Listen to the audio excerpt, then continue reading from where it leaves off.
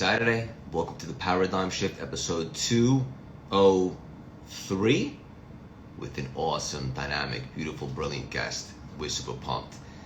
203 weeks in a row. Wow. Consistency really is a superpower. And it's just amazing. And I want to thank Uncle Dave, my co-pilot, my partner in crime, for articulating just how much of a superpower consistency is.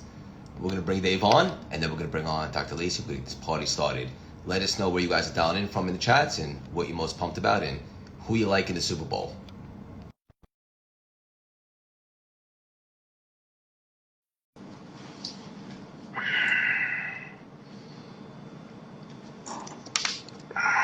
Beautiful day here in New York City. Is it really? It's a little cold.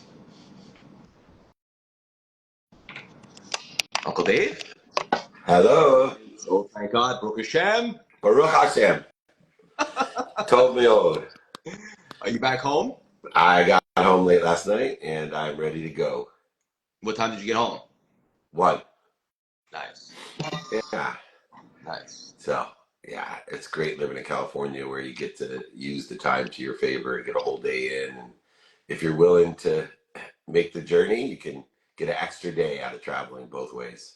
You've mastered. Yeah, it's something a lot of people are afraid to do, but awesome, man. Anyways, what's going on? How was Super Bowl? How was the energy out there?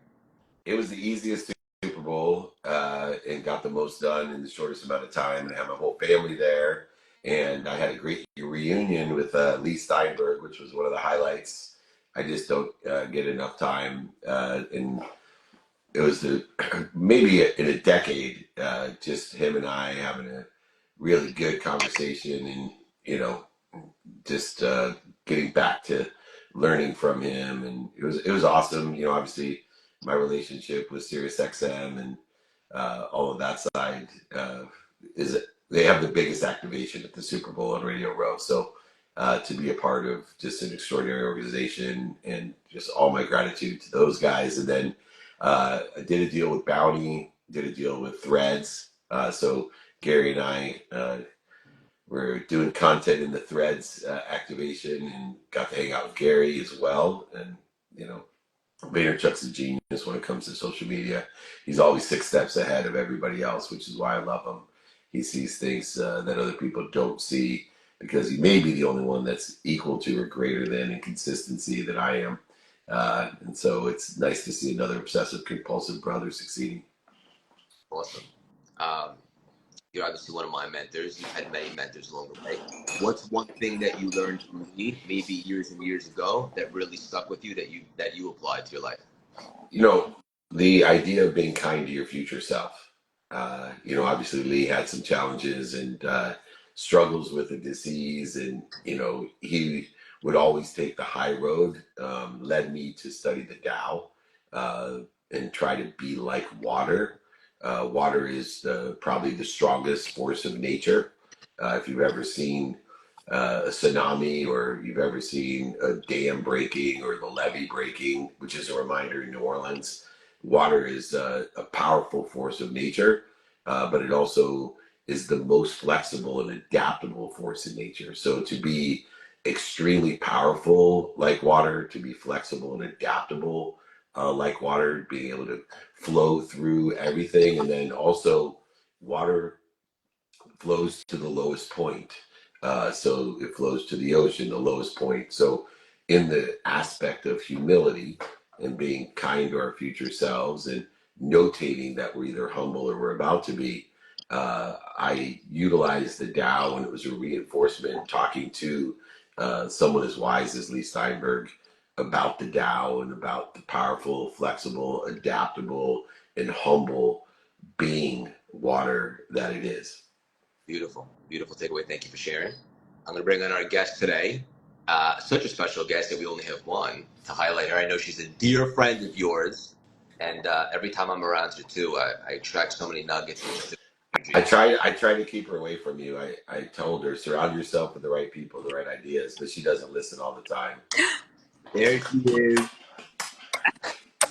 Hi. Hi, Lee. Hi, How are everybody. you? Good morning. Good morning. Where are you? I just, Where are you? Where listen, you dialing from? I am in Naples, Florida. So nice, My future sunny, home. gorgeous. My Huh? future home. Your future home. I know. When we We're going to do when it. we We're going find to the right convince hair Julie. product.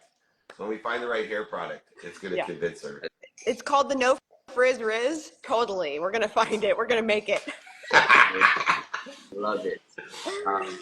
So honored to have you on today. Wait, I have one question. Could you I have try one again? question. Why didn't you invite Dr. Sean Dill? Why do we only have Lacey Well, Book? we've had him on before. I know, but why we leave him out? Everyone's leaving out Sean. This is not right. I didn't. He's not. Obviously, he's below. He's like water. He lives in humility. It flows low. He's probably golfing. He probably didn't want to come on. He's Let's be actually in a board meeting for Sherman College of Chiropractic. So very excited. I knew that. Yeah. I knew that. He was texting me last night. But if we can't give Craig Siegel shit, who can we give shit to? That's my philosophy. That's fair. Dr. Lee, there's so many cool things to talk about. The last time I was with you, we were doing a mastermind with Dave, and you said something that I kind of knew, but I was never able to articulate, and it blew my mind. And you were talking about energy output and how it's not just the cost financially to hire somebody or to be around somebody, but also energetically. Yeah. And I'll be honest with you, that made such an impact on me that I reevaluated what was going on internally in my business and made some big changes. Why is that so important for you?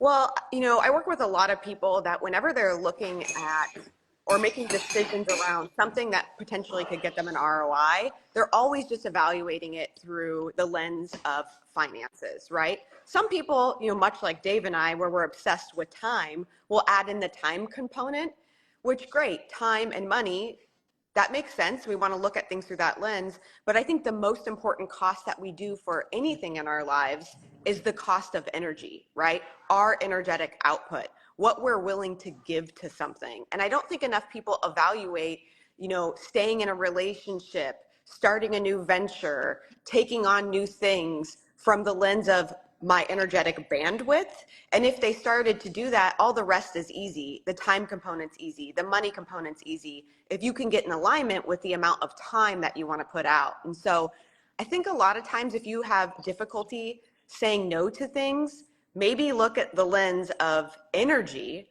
how much it's going to cost you to do that. And are you willing to pay that price?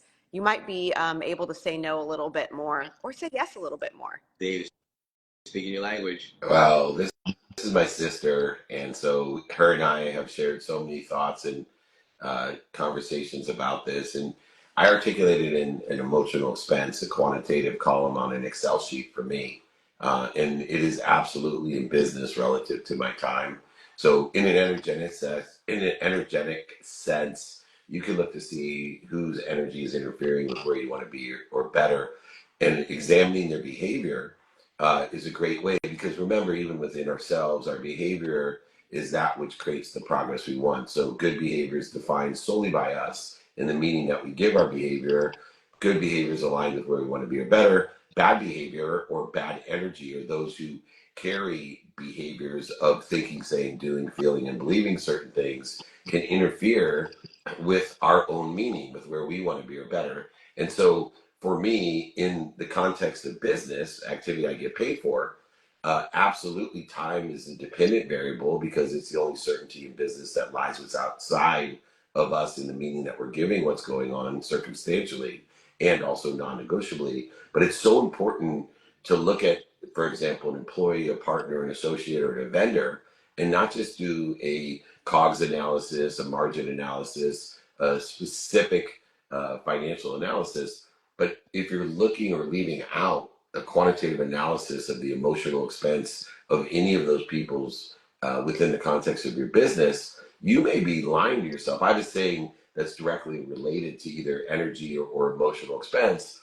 And it's 80% of the people that we deal with in our lives, personally and professionally. 80%. And remember, Lacey knows this better than anyone. 99% of all statistics are made up, and this is absolutely one of them. So 80% of all people in our lives will bankrupt you, either physically, emotionally, or financially. Can I And what do I mean by that? Okay. Well, I was going to say, I just want to add to that because I think we're also missing a crucial piece of that statement.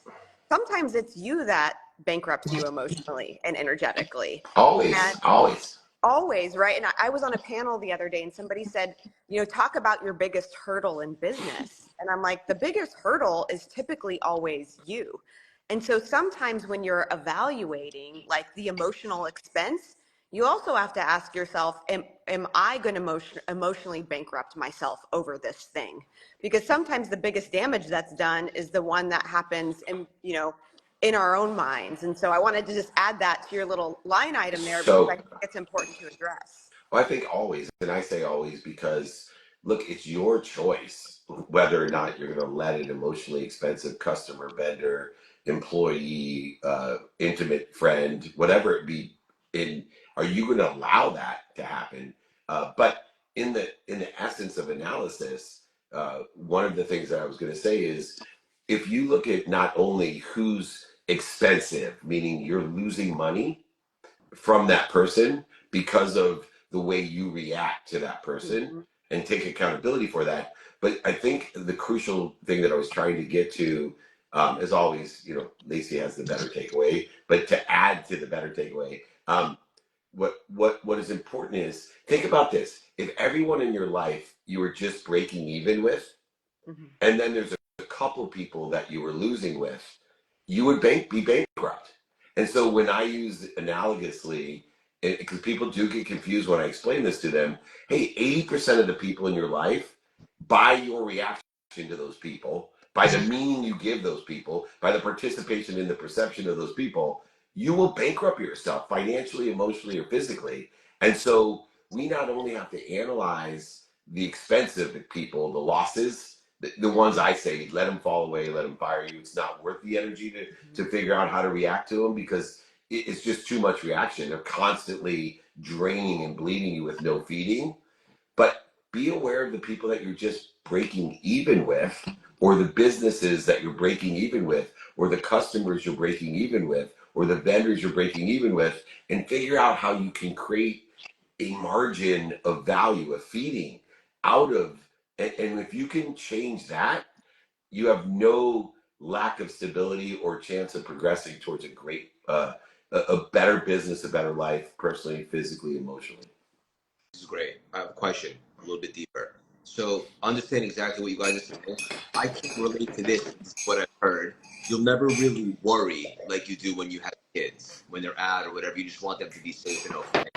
For people like us who genuinely really care about our customers, about our relationships and our clients, I think that's a good thing, but to an extent. So how do you know when you're spending too much energy because you genuinely really care about someone, or maybe it's a little bit too much? Mm, that's a good question. And I think it might be a little bit different for everybody, but I love Dave's concept of bleeders and feeders. I can recall so many times in my life where I have cared about somebody's business more than they did, where I have cared more about their well-being more than they did, where I have cared about the relationship more than they did. And I think that you can only care more than somebody else for so long before it becomes a deficit. And so, I mean, look, you don't want to go through life like feeling tarnished and traumatized and not caring for people. That is absolutely not any way that I think any of us want to live. But you also have to reevaluate if that caring and that emotion is out of balance. It's not your job to care about something for someone more than they care about it for themselves. That becomes a deficit, right? Because then you have to do the work. You have to expend the energy. You have to expend the emotion that they're not expending to make up some sort of gap that they're not even willing to fill. So when I think about those things, and I'm looking at that, I always ask myself, do I care more than they do? Because that means that I'm dragging them around their own issue. And that's too much for me. So that's how I evaluate it and how I look at things. Beautiful. Yeah. She's so amazing. I sit here because she stimulates my own thoughts and perspective. And everyone around Lacey Book, if you haven't had her, I try to invite her to every single thing personally and professionally. I do. And then Sean and I get to tag along. But most importantly, one of the interesting nuances of what Lacey's talking about with the feeding and bleeding that is more pertinent and relevant today than I realized was I was always, when I said, if it feeds you, feed it. But I didn't realize that a lot of times people that bleed us feed us. And so it's just not a quantifiable, hey, either somebody feeds you and you feed them. And this is how I originally started teaching it when Lacey and I met.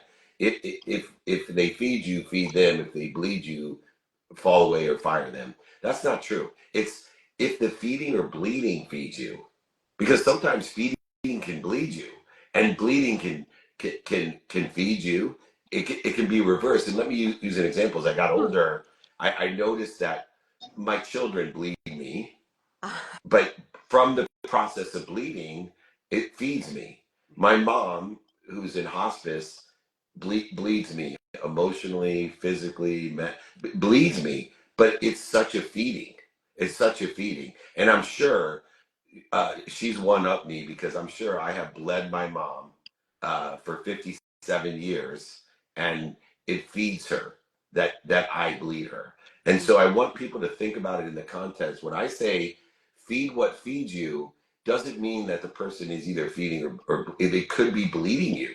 And that we also, remarkably, if somebody's feeding you and they're entitling you and they're feeding you with bullshit, they could be bleeding you even though they feed you. And so the aspect of being able to analyze whether it's feeding or bleeding, how is it feeding you in that relativity and association? And we talk about those three criteria: relativity, association, and the feeding and bleeding. So I love what Lacey's saying. And I think, as these subtleties of success come about and years go by, you can elevate awareness to what it actually means. And I find, just one more thing, I hate to monopolize the genius over there, but I found one thing about getting older, and like certain things that you say 20 years ago, they make complete sense.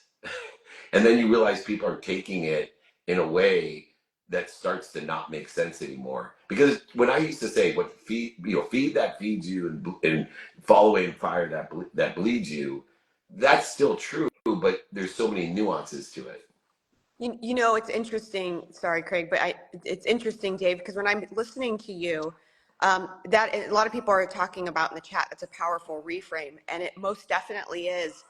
But what I have found is that a lot of people don't know how to be fed, right? And I think that like so much of it starts with our understanding and willingness and openness to analyze and look at what truly feeds us. I've asked people before, like, what fills you up? And a lot of people truly can't answer that question of what fills them up, what fills their cup. And so it's really difficult to figure out who feeds you, even if they're bleeding you, or vice versa, who's bleeding you when you think they're feeding you, if you don't know what being fed looks like for you. So it's always like, let's start and sit down and say, what really fills me up? What feeds me? And who are some people that have done that in my past? And how do I recognize that in people in the future so that I can live a life of being fed and not bled, right? So I'm always telling people, you got to go start with you, right? I mean, if you can figure that out, the reframe that David just talked about can be utilized in your life so that you can always be being fed and growing and moving forward. Beautiful. Yeah. Lacey, one of the things that you have going on right now, what are you most excited about? So I started a business with my business partner, Dr. Stacy Bloomy, and we have a business called Well Infused. The biggest thing is like what I realize is, for sure, I mean, I've been health and wellness majority of my life. I actually was doing a presentation the other day and realized I've been doing it for over 25 years. I've been in healthcare, and so much of our ability to even express through these frames and these paradigms that we're talking about right now and these thought processes tie into our ability to express optimally in our health, right? And everybody says that, if you don't have your health, you have nothing. And so this Well Infused, this franchise that we started just over a year ago, we have 2 locations open, and we're slated to open 4 more this year. So I'm very excited. We awarded those. But we get to help people with things like regenerative therapy, hormone replacement therapy, functional medicine. And really what it's about is just getting people more centered in their health so that they can express and live in a life like the three of us live. And so I love helping people, number one, from an inside approach, from a health standpoint, and an inside approach from a mindset standpoint. If I can combine those two things together, man, I'm living the life. And so I'm really excited to see that company grow and flourish and impact a lot of different communities. I don't know why I just got a little emotional. It's weird because when you were describing that, it was no secret how lit up that stuff makes you. Mm-hmm. You couldn't be more in alignment. So great stuff. Congratulations. I know that thing is going to continue to expand. And Dave, final nugget? Yeah, well, first I want to recognize the fact, because Lacey passes this over a lot, when you talk about longevity and wellness, Lacey's a doctor. So she's not like a 19-year-old life coach preaching about wellness and longevity, which a lot of people do. And I stray away from, believe it or not, talking about longevity or wellness in the sense of the science and all the things and applications and modalities that Stacey and both Lacey do together. So I think it's important for someone to understand the science and actually be a doctor. And just as a warning, I like to talk about high level ease and dis-ease, things that I know are true at a very high level, because I'm not a doctor. And, you know, people send me shit like this. I have no idea if it works, like plastic tox, right? And, you know, I'm looking at it, it's supposed to dissolve the plastic in your body. I'm like, okay, it may do that, but what else is it dissolving in my body? So I'll send this to Dr. Lacey Book and say, hey, what else does this do? I'm sure it probably dissipates plastic in me, but, you know, maybe it's eating away my lungs, you know, and there's a trade-off there. So I think it's important for people to understand credibility in a real resource, and a real resource has a credible source. And I go to the faith side of things, and the credibility that I have comes from a different source, so I won't speak to the science, but I highly recommend people to reach out to Stacey and Lacey, because if you're healthy, you get as many wishes as you want. If you're unhealthy, you only have one wish, and they can grant so many wishes to you, and you can grant others by having your own franchise. All right, just real quickly, I am still reeling from the Super Bowl. It was incredible. Go Fund Yourself. Dr. Lacey Book was on Go Fund Yourself. It's on Cheddar. It's killing it on Cheddar, by the way, on Thursdays, prime time. Check out Go Fund Yourself. I was at the airport flying back from the Super Bowl in office hours with Lacey, me, and Marshall Falk. Was on TV at the airport in New Orleans. Super cool, which is fun. But, you know, as the chairman of Napoleon Hill Institute, I'm working on people paying attention and giving attention to where they want to be or better. We've created a private networking group. So I want everyone to join our private networking group. You get one-on-one access to me and many other greats like Craig and Dr. Lacey Book. So just email me directly, david@dmeltzer.com. And I just want to tell you that I have no more excitement than today, this morning. I told Julie, and she's like, I can't believe you're up. Like, I did my workout and everything, and she's like, you're so excited. I'm exhausted. I'm going back to sleep. I'm like, I get to see Dr. Lacey Book and Craig this morning. So, you know, forget Ray Lewis, forget Mike Tannenbaum, forget Marshall Falk and Patrick Peterson and Calvin Johnson. And don't forget, Austin Eckler's great, but he's no Dr. Lacey Book. So I just can't. I'm so grateful for both of you. Thank you so much. And I love doing this for 203 weeks in a row. Thank you, Dave. Love you. Lacey, great to see you. I want to do so much more, and I hope you guys have an amazing weekend. Enjoy the Super Bowl. Thank you guys. Go Eagles. I just guarantee the Chiefs will win. Go Eagles. All right. Love you, buddy. Bye, Lace. I love you. Bye. Bye-bye. Great episode, guys. Episode 203 in the books. Go check out everything Dr. Lacey and Dave have going on as usual. We're about to hop on to our free webinar, how to start, launch, scale, monetize a podcast. You can grab the link in our bio. It's not too late. It's totally free. And if you can't attend, you'll get the replay. I'm super pumped for it. We're going to go right now. And I love you guys.